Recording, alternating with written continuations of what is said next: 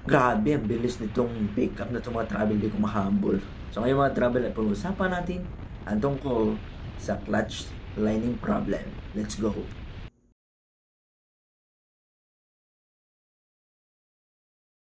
Good mga travel, so ngayon nagbabalik tayo dito sa YouTube channel natin. At ngayon mga travel ay kailangan natin bumaba dahil bukas ay may meeting tayong atinan. So ngayon mga travel ay pag-usapan natin yung mga issues ni Winner X, lalo na yung clutch line ng mga travel dahil ito yung kadalasang naririnig ko o nababasa ko mismo sa mga post doon sa mga group page ng mga naka-Winner X. At ito din ay isa ng payo sa mga bagong owner ng mga Winner X or yung magbabalak kumbaga na bumili ng Winner X dahil ito yung kadalasan naging issue ngayon. So yung tensioner ay hindi naman issue talaga mga travel dahil so far ay hindi naman natin talagang naranasan yun. At bago natin ipagpatuloy mga travel ay dito ay may lasing na nakasakay sa kanyang kabayo at bumaba na dahil siguro na-realize na niya parang nakadisturbo na sa daan.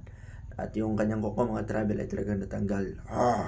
Sakit noon mga travel. At ngayon patuloy natin pag-usapan ang tungkol doon sa clutch line ng mga travel. Dahil minsan makikita nyo yung nasa mga post ng mga Facebook or else sa YouTube na yung clutch lining ng Winner X ay madaling mapudpod. Oo ang mga travel kahit yung kanilang odo ay hindi pa malaki o baga hindi pa malayo yung natatakbo ng motor, ay yun na ang naging issue ng motor, yung clutch lining. So ngayon, ano ba ang problema o problema ba talaga sa motor o sa manufacturer or problema ng nagmamaneho? So alin ba doon sa dalawa ang kailangan nating sagutin or ano ba ang tamang sagot doon? Yung nagmamaneho ang may problema or else yung motor mismo? Dahil alam natin yung RS kumbaga ay pag-usapan natin din ay nagka-problema nung pagdating niya dito sa Pilipinas, diba? Yung problema niya ay yung kanyang tensioner madaling masira. Oo. Yun ay umabot pa sa Tulfo. Yung mga ilang rider ay pinatulfo yung Honda dahil madaling masira daw yung kanyang tensioner. Kaya yung Winner X, sana naman lang dito umabot ng ganong sitwasyon na ipatulfo dahil yung clutch lining, yung sa akin mga travel ay ito ay malapit ng magdalawang taon sa akin. Since lumabas itong Winner X Pilipinas, ay tayo mismo ay nakakuha nito. Yung pinakaunang batch na dumating dito sa Bukidnon. Kaya nagkaroon tayo ng Winner X. Ngayon mga travel, ang problema talaga mga travel nung clutch lining na yun, o doon sa motor natin ng Winner X, ay walang iba kundi yung mismong nagmamaneho. Oo, bakit nga ba? Dahil ako mismo ay medyo retratan yung takbuhan ko mga travel. Amin ko sa inyo. Diba kita nyo siguro yung mga previous videos natin, lalo yung sa mga nauna natin mga subscriber, na minsan talaga ay nasa high speed tayo. Kahit yung mga travel pababa tayo, ay medyo talaga mabilis yung takbuhan natin. Pumapatak ito ng 120, 110, at minsan mga travel yung maabot ito ng 140, 143 hanggang sinasagad ko talaga to 144, ganun, 145, 146 doon sa mga previous nating video ay talagang retratan yung takbuhan natin mga travel. At bakit nga ba hindi nagkaka-issue yung motor ko nung same na scenario sa iba, yung clutch lining? Dahil mga travel, pag kuha ko nito ay medyo naranasan ko yung baga medyo bitin o baga hindi ko masyadong ma-release yung clutch, at pag pinipiga ko yung throttle ay talagang nabibitin yung pwersa ni Winner X. Kaya ang ginawa ko mga travel ay ganito. Pumunta ako ng kasa, pina-adjust ko ulit yung kanyang clutch. O mga travel, kailangan yung pumunta ng kasa at ipa-adjust niyo yung clutch ninyo dahil yung stock ni Winner X talaga na kumbaga yung clutch, yung play ng clutch ng Winner X ay medyo maiksi lang. Kumbaga pag binitawan mo yung motor at yung kamay mo o yung daliri mo ay nanantili doon sa clutch, minsan mga travel hindi mo namamalayan na yun ay napipiga mo at kunting-kunti lang yun, at bawat piga mo ng throttle, ayun, kumakayod yun dahil hindi talaga fully released yung clutch. Ang nangyayari ay yun, kumakayod yung clutch o yung clutch lining. Ang nangyayari mga travel, ay napupudpud yun. Siguro naranasan ninyo na yung clutch hindi nyo masyado na-release tapos pinigaan yung mga travel, ay tilang nabibitin yung lakas ng Winner X.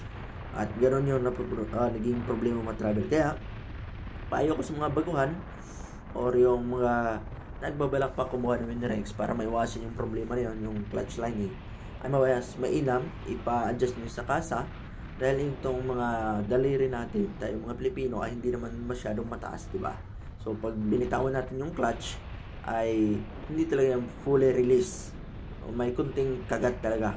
Kaya lagi kang umarangkada, palaging mataas yung RPM, lagi mong pinipiga. Lalo na pag sinusubukan mong lakas ni Winner X, hindi mo namamalayan na yung clutch lining mo ay unti-unting napupudpud.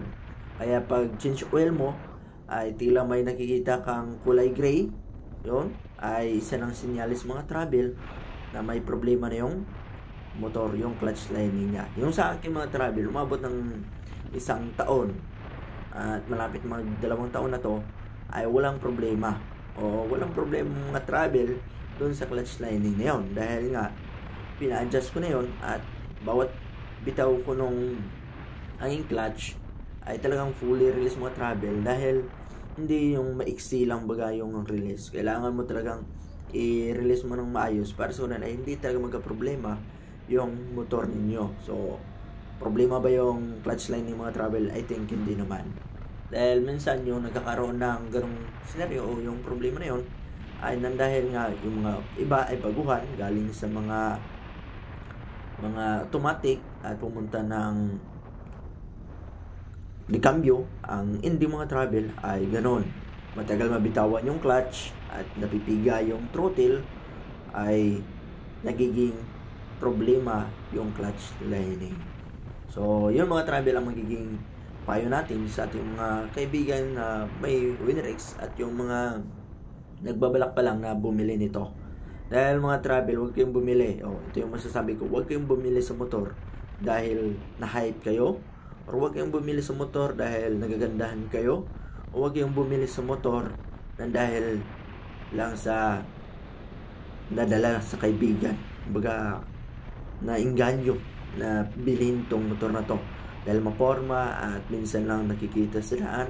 Hindi bilhin ninyo itong mga travel dahil ito yung gusto nyo, diba? At huwag panay nang bumili kayo tapos panay reklamo na ganoon ganyan yung problema ng Winner X, clutch lining, yung Sonic, yung RS ay tensioner. Ngayon si Winner X dito naman sa clutch lining. Hindi mga travel, honestly hindi talaga problema yung clutch lining. Tayo yung mga may problema minsan, tayo nagmamaniho dahil kung hindi natin talagang nakikita or hindi natin inobserbaran yung ating motor, ay talagang magkakaroon ng malaking problema. Yung sa akin mga travel, yung unang naging problema nito ay wala yung ground ng kanyang busina. Pero yun, nasolusyon na naman at naging okay na. Wala nang problema mga travel itong motor ko. Yung ABS mga travel, kung sasabi nyo yung problema ba yun, hindi mga travel. Minsan, siguro, minsan napuputol yung kanyang wire na connection doon sa ABS sensor dahil kinagat ng ipis or daga, o minsan talaga daga yung problema mga travel, madaling maputol yun. O kailangan niya pa-check lang sa kasa. At minsan mga travel, o kadalasan siguro, yung ABS nagbi-blink dahil minsan yung ating yung brake pad ay pudpud ng mga ka-travel. So yun lang dapat natin tignan. So far wala naman dahil hindi naman talaga pinagalaw yung makina, yung electronics nitong motor ko ay walang nagalaw mga travel. So yung clutch lining, lagi nyong tandaan na kailangan yung magpa-adjust talaga sa kasa. Kung sasabihin ng kasa na ayaw namin dahil standard yan ng kumpanya, yung clutch ni Winner X, ay kayo na gumawa mga travel dahil madali lang yung i-adjust yung clutch ni Winner X. O kayo nang gumawa nun, katipid pa kayo at wala nang problema yung motor. Dahil kung hindi nyo gagawin mga travel ay talagang magkakaproblema kayo, promise. Magiging malaking problema at minsan nasasali yung slipper clutch ni Winner X, nasisira o yung baga marami yung kailangan mong palitan. Almost buo yung papalitan mo sa motor kung hindi mo talaga gagawin yun. Simpleng bagay lang yung mga travel, pero kailangan nyo talagang gawin. Kailangan yung ipagawa or kayo mismo ang gumawa, dahil madali lang yung i-adjust yung clutch ni Rex. Dahil kung hindi mga travel na ako, siguro gagastos kayo ng thousands, so gano'n. Dahil may kamahalan yung ibang piyesa mga travel, lalo na itong motor natin, yung Rex natin ay hindi pa to gaano ka popular dito sa Pilipinas, diba? So o sa ilang mga lugar. So kailangan mo talaga mag-order sa online or kung saan shop na may mga piyesa ni Rex. Kaya yun lang ang magiging payo ko sa lahat. So sana ay ingatan natin tong motor natin o alagaan natin, 'di ba? Dahil araw-araw natin tong nagiging partner ng ating motor, 'di ba? So yung iba na bumili ng motor para sa pang ano bang purpose nila, ay yun ay sa kanila mga travel. So dito mga travel ay umatawa ko dahil akala ko mauuna ako dito sa pick up na to. Ang bilis mga travel, grabe. Grabe, super bilis nito dahil naka-lowered pa. So kaya mga travel, ang masasabi ko sa inyo ay good luck na lang sa bibili at good luck na lang sa yung susunod sa sinabi natin para hindi na magka-problema. So sana